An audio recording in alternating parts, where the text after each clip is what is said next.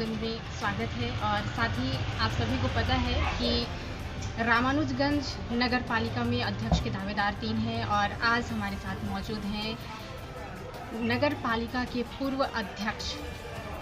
मैं आपको उनसे मिलवाना चाहूँगी और सबसे पहले मैं आपका स्वागत करती हूँ हमारे चैनल में। सर, आपसे मुझे ये जानने की उत्सुकता है कि आपने पिछले 2 पंचवर्षीय चुनावों में काफ़ी कार्य किया है और इसके अलावा आप रामानुजगंज में जनताओं को क्या क्या सुविधा मुहैया करवा सकते हैं? सबसे पहले आपके माध्यम से मैं पूरे अपने रामानुजगंज वासियों को प्रणाम निवेदित करता हूँ। और अभी जो नगर पालिका का चुनाव है, इसमें मुझे भारतीय जनता पार्टी ने रामानुजगंज में अध्यक्ष पद के प्रत्याशी के रूप में मैदान में उतारा है। मैं 2 कार्यकाल में जनता के बीच जनता के सेवक के रूप में काम किया। एक बार 2014 से 19 में प्रत्यक्ष चुनाव में अध्यक्ष बना और दूसरी बार अप्रत्यक्ष प्रणाली से अध्यक्ष चुना गया। इन दोनों कार्यकालों में मैंने जनता के लिए बहुत कुछ करने का काम किया। जनता के सहयोग से, जनता के मार्गदर्शन में हमने हर वर्ग के लिए काम किया। वो चाहे समाज का व्यापारी वर्ग हो, समाज का युवा वर्ग हो, समाज में सड़कें बनानी हो, नाली बनानी हो, सामाजिक सुविधाओं के लिए सामाजिक भवनों को देना हो, सामुदायिक भवनों का उन्नयन कार्य हो, निर्माण हो। हमने उसके साथ साथ आंगनबाड़ी, स्कूलों के लिए भी काम किया। मतलब समाज का ऐसा कोई वर्ग नहीं है, समाज का ऐसा कोई क्षेत्र नहीं है जिसमें हम लोगों ने काम नहीं किया। और यह जितने भी काम हमने किए, हमने नहीं किया, ये तो हम मानते हैं कि रामानुजगंज की जनता ने किया, क्योंकि रामानुजगंज की जनता ने अपना मत हमको दे करके इस लायक बनाया कि हम काम कर सकते हैं। इसलिए अगर आज उपलब्धियों की बात हम करेंगे, जो भी उपलब्धियां हमने हासिल की है, वो सारी उपलब्धियां रामानुजगंज की जनता को समर्पित है। और मैं मानता हूँ यह काम रामानुजगंज की जनता के द्वारा किया गया कार्य है। इसलिए हम लोगों ने इस 10 सालों में जो कुछ किया वो आपके सामने है। जहाँ कभी सड़कें नहीं हुआ करती थी, वहाँ हमने पक्की सड़कें बनाई। रामानुजगंज में ऐसा कोई हमारा प्राथमिक शाला भवन नहीं है जो पहले से व्यवस्थित न हो। हमने बहुत ज़्यादा व्यवस्थित करने का प्रयास किया। हमने सभी आंगनबाड़ी भवनों को एक नए स्वरूप में विकसित करने का काम किया, प्ले स्कूल के तर्ज पर विकसित करने का काम किया। विभिन्न वार्डों में, विभिन्न मोहल्लों में जहाँ नई बसाहटें बनी हैं, वहाँ हमने बहुत वर्षों के बाद, मैं समझता हूँ कि इस 10 सालों में और 10 सालों के अंतिम 3 महीने में हमने जितने विद्युत के पोल लगवाए हैं, देखने का चीज़ है। आज तक उन वार्डों में उतने विद्युत के पोल कभी नहीं लगे। हर क्षेत्र में हमने काम किया। रामानुजगंज का खेल मैदान एक अभिशाप था। जब जब काम लगता था, स्टे लग जाता था। लोग बहुत बोलते हैं, बोलने वाले बोलने दीजिए। उनसे पूछिए आपके कार्यकाल में क्यों नहीं बना, अब तक क्यों नहीं बना। स्टेडियम का कार्य रमन अग्रवाल के 10 सालों के कार्यकाल में पूर्ण हुआ। लेकिन मैं अभी भी उस विकसित स्टेडियम से संतुष्ट नहीं हूँ। उस स्टेडियम में अभी भी बहुत से विकास कार्य होने बाकी हैं। रामानुजगंज को एक अच्छा खेल स्टेडियम मिले, प्रशिक्षक मिले। अभी आउटडोर स्टेडियम है। रामानुजगंज में बैडमिंटन खिलाड़ियों को, बास्केटबॉल वालों को इंडोर बैडमिंटन स्टेडियम की जरूरत है। मेरा प्रयास होगा आने वाले टाइम में हम रामानुजगंज में इंडोर बैडमिंटन स्टेडियम दें। देखिए, आपके माध्यम से बताना चाहता हूँ, शहर में आप घूमिए, हमने सामाजिक समरसता को बरकरार रखने का काम किया। आप झारखंड की सीमा की ओर से आएंगे, डॉक्टर साहब भीमराव अम्बेडकर आपको स्वागत करते दिखेंगे। आप अगर वाटर फिगर की तरफ से आएंगे तो हम सबके कहना चाहिए ऐसे जन नेता जो विश्व में लोकप्रिय हैं, भारत रत्न पूर्व प्रधानमंत्री स्वर्गीय अटल बिहारी वाजपेयी जी आपको स्वागत करते दिखाई देंगे। आप अगर देखेंगे अंबिकापुर तरफ से आएंगे तो अग्रवंश के संस्थापक और जिसने समाजवाद को आगे बढ़ाया, ऐसे समाज सुधारक भगवान अग्रसेन की प्रतिमा आपको दिखाई देगी। रामानुजगंज को सामाजिक समरसता से परिपूर्ण करने का काम किया। हमने सबको साथ लेकर के, सबकी भावनाओं के साथ रामानुजगंज को आगे बढ़ाने का काम किया।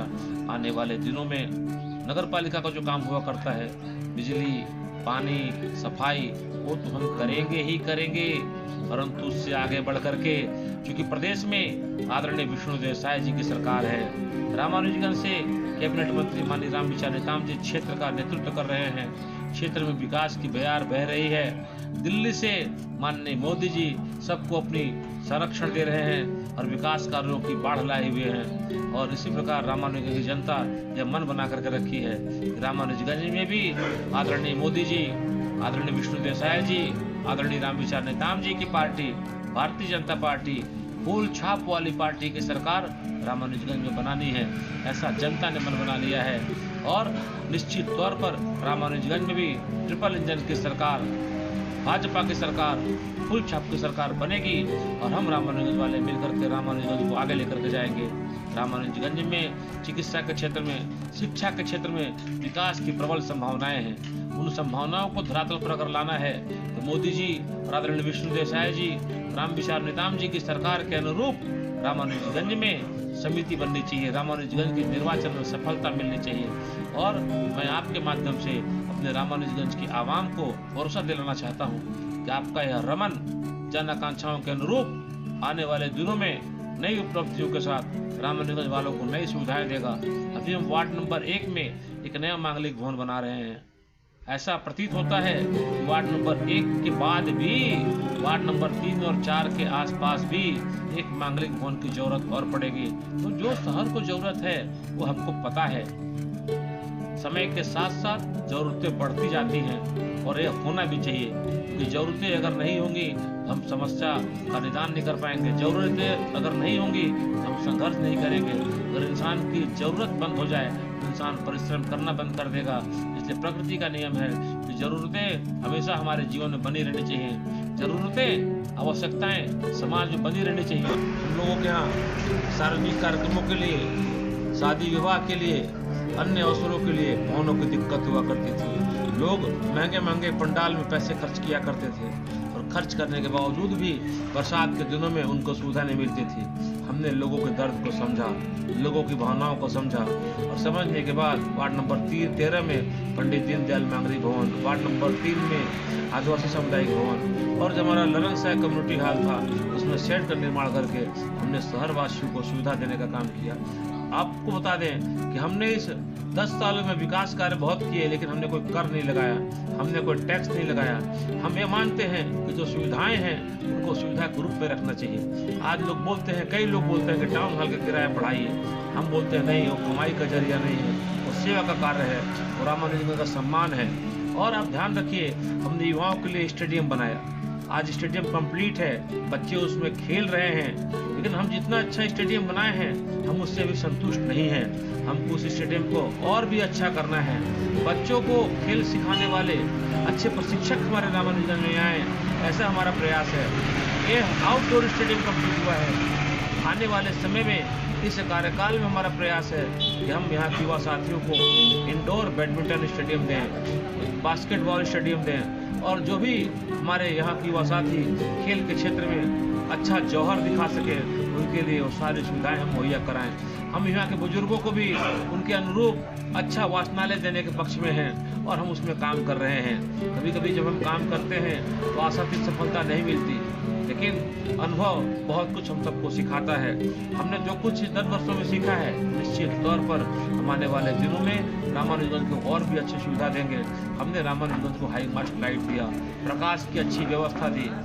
रामानुजगंज की हर वार्डों में बगैर किसी भेदभाव के पर्याप्त मात्रा में विद्युत के पोल स्थापित कराए। लोग 500 मीटर दूर से लकड़ी के कोटे के सहारे विद्युत के तार लेके आया करते थे। आज घर के सामने पोल लगा। विपक्ष बोलता है इसमें लाइट नहीं है। मैं बोलता हूँ पहले पोल नहीं था, हमने पोल दिया और जब पोल लग ही गया है तो आज नहीं कल उसमें लाइट भी लग जाएगा। निश्चित मानिए रामानुजगंज के लोगों को पेयजल व्यवस्था मुहैया कराने में हम पूर्णतः सफल नहीं हुए हैं, लेकिन विरासत में जो कुछ हमको मिला था जब हम अध्यक्ष नहीं बने थे उसके पहले जो कुछ व्यवस्था हमारे पास थी उसके अनुरूप हमने उसको ठीक किया। मैं आपको और बताना चाहता हूँ, मेरे अध्यक्ष बनने के पहले लगभग 550 टेप नल कनेक्शन थे, लेकिन मेरे अध्यक्ष बनने के बाद आज लगभग 950 पेयजल कनेक्शन है। आप समझिए कि जितना खाना था, जितना पानी था, उतने में ज़्यादा बंटवारा हो रहा है। थोड़ी तो दिक्कत होगी, लेकिन अभी मेरे अध्यक्ष बनने के पहले लोग घर के बाहर 100 मीटर दूर से 50 मीटर दूर से पानी लेके आया करते थे। मैं उन सारे कनेक्शनों को कहाँ कराया, घर के अंदर कराया, ताकि लोग बाहर बाल्टी से पानी लेकर के ना आए। निश्चित तौर पर जितना पेयजल उनको मिलना चाहिए उतना नहीं मिल पा रहा है, लेकिन आपको भरोसा दिलाना चाहते हैं हमारी 12 करोड़ 72 लाख की स्कीम सैंक्शन है। उस स्कीम में टेंडर होना बचा है। वार्ड क्रमांक 1, वार्ड क्रमांक 3 और वार्ड क्रमांक 13 में नई पानी टंकी का निर्माण होना है। नई पानी टंकी, नया पाइपलाइन का विस्तार जैसे ही होगा, हमारे शहर वालों को ऐसी पेयजल व्यवस्था मिलेगी कि आने वाले 25 से 50 सालों तक उनको पेयजल संकट का सामना नहीं करना पड़ेगा। हमारे बहुत से सपने हैं जो रामानुजगंज के लोगों ने देखे हैं, और उन सपनों को पूरा करने की जवाबदारी रामानुजगंज के इस भाई के कंधे पर है। मैं भारतीय जनता पार्टी के सरकार के भरोसे पर ये कह सकता हूँ कि भाजपा है तो भरोसा है, और हम सब इस भरोसे को मुमकिन में बदलेंगे। रामानुजगंज में विकास की नई इबारत लिखेंगे, रामानुजगंज में विकास का नया आयाम लिखेंगे, और रामानुजगंज को बहुत आगे लेकर के जाएंगे, और हम सब इस भरोसे को मुमकिन में बदलेंगे। रामानुजगंज में विकास की नई इबारत लिखेंगे, रामानुजगंज में विकास का नया आयाम लिखेंगे, और रामानुजगंज को बहुत आगे लेकर के जाएंगे। हम सारी व्यवस्थाएं, लोग राशन कार्ड के लिए परेशान हुआ करते थे, अब हम नगर पंचायत में थे, अब हम नगर पालिका हो गए। हमारे काम करने की शक्ति बढ़ेगी और हम रामानुजगंज को आगे लेकर के जाएंगे। आज नगर पालिका हुआ, किसके चलते हुआ? लोग इस बात को नहीं समझते। 1992 तक रामानुजगंज नगर पंचायत था, नगर पालिका था, और 92 से लेकर के 2024 तक यह नगर पंचायत रहा। लेकिन 92 से 2024 तक नगर पंचायत का दंश हमने झेला। एक अपमान का घुट रामानुजगंज वालों ने पिया, और उस अपमान के घुट से हम सब ने मुक्ति पाई। रामानुजगंज पुनः नगर पालिका के रूप में सम्मानित हुआ, और बोलना चाहता हूँ इस सम्मान को दिलाने में हमारे यशस्वी मुख्यमंत्री और यशस्वी हमारे कैबिनेट मंत्री रामविचार नेताम जी का बहुत ही अभूतपूर्व योगदान है। रामानुजगंज की जनता के मांग के अनुरूप नियमों को शिथिल करते हुए रामानुजगंज को नगर पालिका बना करके शहरवासियों को सम्मान देने का काम किया गया है। और जब नगर पालिका बन गया है तो हमारे पास संसाधन बढ़ेंगे और हम अच्छे तरीके से शहर का विकास कर पाएंगे। हमारी योजनाएं बहुत सी हैं, समय के साथ साथ हम उसको आगे लेकर के आएंगे। चिकित्सा के क्षेत्र में रामानुजगंज के अस्पताल को व्यवस्थित करना, और रामानुजगंज में 3 मोहल्ला क्लिनिक उप स्वास्थ्य केंद्र हम लोगों ने शुरू कराया है। वार्ड नंबर 13 में कोयलटोला स्कूल के पास, पुराने अस्पताल में, वार्ड नंबर 8 में, और वार्ड नंबर 3 में जेल के पीछे जो चौराहा है वहाँ हमर क्लिनिक के नाम से स्वास्थ्य सुविधाएं उपलब्ध हो चुकी हैं। वो स्वास्थ्य सुविधाएं अभी पूर्ण नहीं हैं, वो स्वास्थ्य सुविधाओं में पर्याप्त संसाधन नहीं है, लेकिन जब कोई चीज़ शुरू हो गया है तो आने वाले दिनों में उन स्वास्थ्य सुविधाओं को भी हम पूरा करेंगे। आपके माध्यम से शहर के आवाम को ये बताना चाहता हूँ, हम नगर पालिका के दायरे से बाहर आकर के रामानुजगंज वालों को वो हर खुशियाँ देंगे, वो हर सौगात देंगे, वो हर प्रकार की सुविधा देना चाहते हैं जिसके वो हकदार हैं। और ऐसा करके हम कोई उपकार नहीं करेंगे। हम एक अच्छे जन सेवक का परिचय देते हुए रामानुजगंज के विकास में अपने को जोड़ करके सरकार की भागीदारी सुनिश्चित करेंगे। आदरणीय मोदी जी, आदरणीय विष्णुदेव साय जी, आदरणीय रामविचार नेताम जी के सहयोग से भाजपा है तो भरोसा है। इस बात को चरितार्थ करते हुए रामानुजगंज में विकास की नई गाथा हम सब मिलकर के तय करेंगे। आप सबसे अनुरोध है, आने वाले 11 तारीख को सूर्य की पहली किरण के साथ अध्यक्ष और पार्षद दोनों ही पदों पर भारतीय जनता पार्टी के प्रत्याशी रमन अग्रवाल सहित अन्य सभी सहयोगी पार्षदों को कमल का निशान का बटन दबा करके प्रचंड मतों से विजयी दिलाइए। आपका यह भाई ट्रिपल इंजन की सरकार में हैट्रिक लगाते हुए शहर में विकास की नई इबारत लिखने में एक नई मिसाल कायम करेगा। आप सबको बहुत बहुत धन्यवाद।